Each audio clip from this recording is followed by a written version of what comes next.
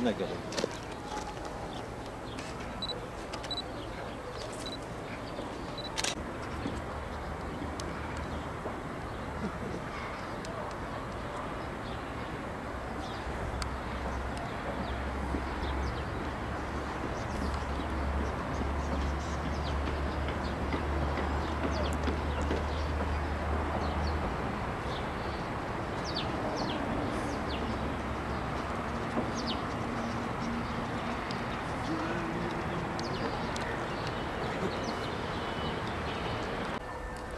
Yol ayağını abile vur Mehmet abi.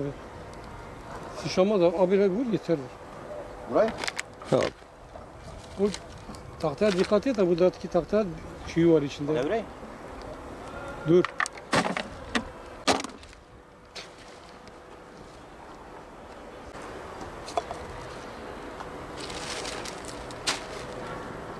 Yo adam geliyor burada içiyor, kafası hoş, ondan sonra bakırsan sağa sola düşüyor. Sağa sola çıkıyorlar, oralarda oturuyorlar. Buraya Cadde oturuyor, üzerine oraya millet geçiyor, oturuyorlar, millet gidiyor, maç. buraya oturuyorlar, oraya.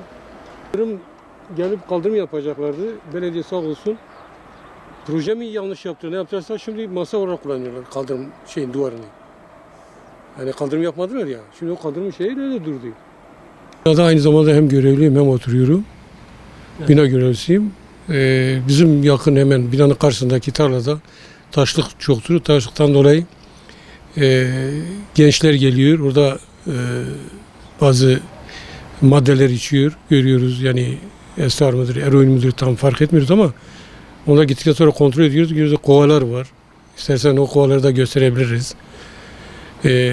Çocuklar dışarı çıkamıyor akşamları. Yani saat böyle 7'den sonra dışarı çıkamıyorlar. Bahçede oynamıyorlar. Binanın etrafına çıkamıyorlar. Mesela bayanlar, erkekler çıkıyor, yürüyüşe çıktıkları zaman da onların korkusundan çıkamıyorlar.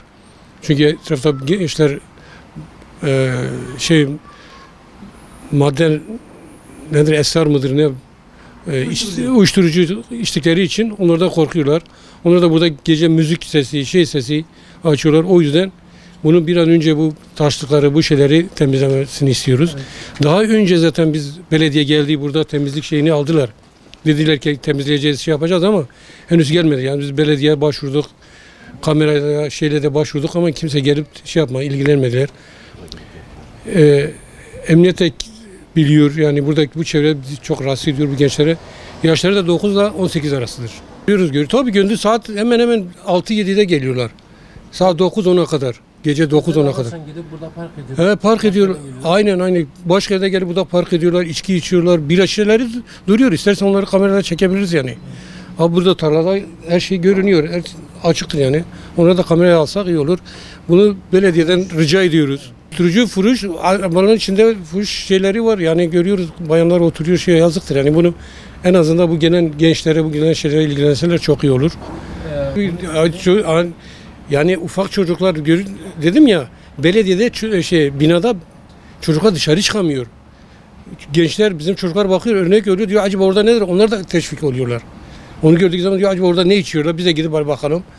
O yüzden bir an önce bunun önlemesini almasını istiyorum.